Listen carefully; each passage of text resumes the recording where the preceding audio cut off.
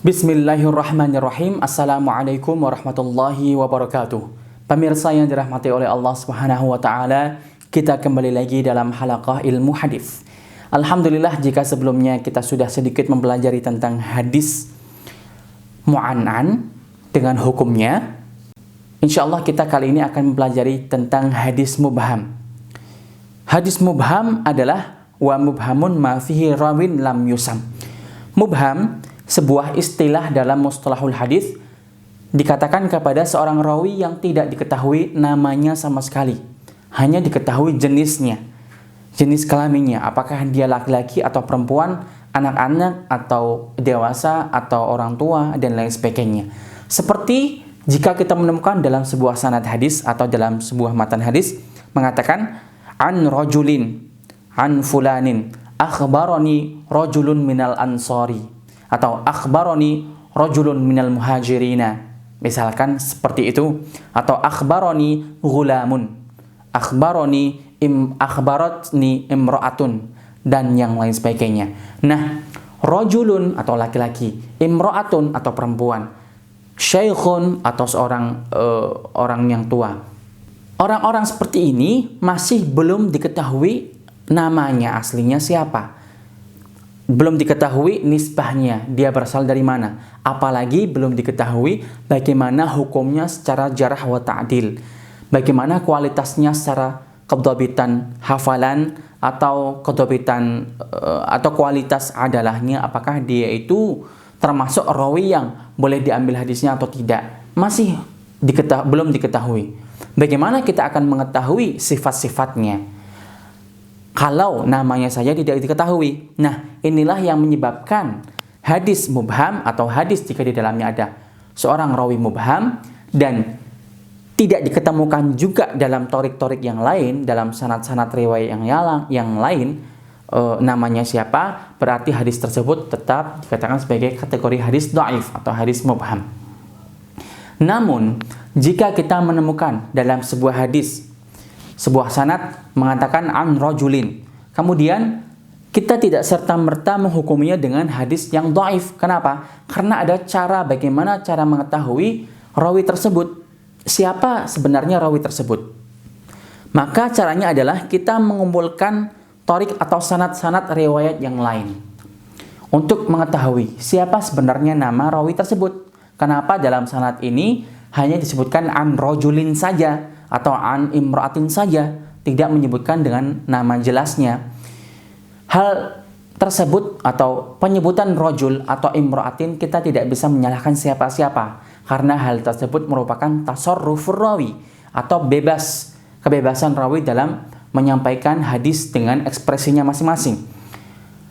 Artinya, jika kita ingin menghukumi hadis tersebut, maka kita harus mengumpulkan riwayat-riwayat yang lain dari hadis ini, hadis yang semakna. Karena apa, para pemirsa? Karena satu hadis bisa jadi tidak hanya memiliki satu sanad saja, namun boleh jadi memiliki lebih dari satu sanad, bisa 2 atau 3 atau 4 atau 100 sanad sekalipun, jika hadis itu banyak diriwayatkan oleh para perawi. Maka jika dalam satu sanad kita tidak menemukan nama aslinya, hanya disebutkan an rajulin, maka carilah di sanad yang lain yang satu makna. Mungkin saja dalam sanad yang mengatakan an rajulin, rawi tersebut tidak mengetahui namanya. Oleh sebab itu dia hanya mengatakan an rajulin saja. Mungkin saja di sanad yang lain akan dijelaskan, oh rupanya rajul ini bernama Said misalkan, atau bernama Ahmad atau Ibrahim. Itulah cara mengetahui hadis mubham. Nah, ketika sudah diketahui namanya, dilihat dari riwayat yang lain, baru kita mencari tahu lagi bagaimana kualitasnya dari segi jarah wa ta'dilnya menurut para ulama. Apakah dia rawi yang thiqah atau bukan? Apakah dia rawi yang shoduk atau bukan? Atau bahkan mungkin dia rawi yang dhaif, sehingga dengan kedhaifan rawi ini, maka hadis tersebut menjadi dhaif karena sanadnya ada rawi dhaifnya. Berarti kita tidak bisa menghukumi serta-merta sebelum melakukan proses jam'ut turuq atau pengumpulan sanad-sanad secara keseluruhan. Namun jika sudah dikumpulkan dan belum ketemu juga siapa namanya, berarti kita natawakaf atau kita mengkategorikan hadis tersebut menjadi kategori hadis dhaif. Kenapa? Karena namanya tidak ketahui dan kita ala sabilil ihtiyat atau kehati-hatian, maka kita belum mengamalkan hadis ini. Pemirsa yang dirahmati oleh Allah Subhanahu wa taala, itulah penjelasan tentang hadis mubham. Ada istilah atau mustalah yang lain selain mubham, yaitu muhmal.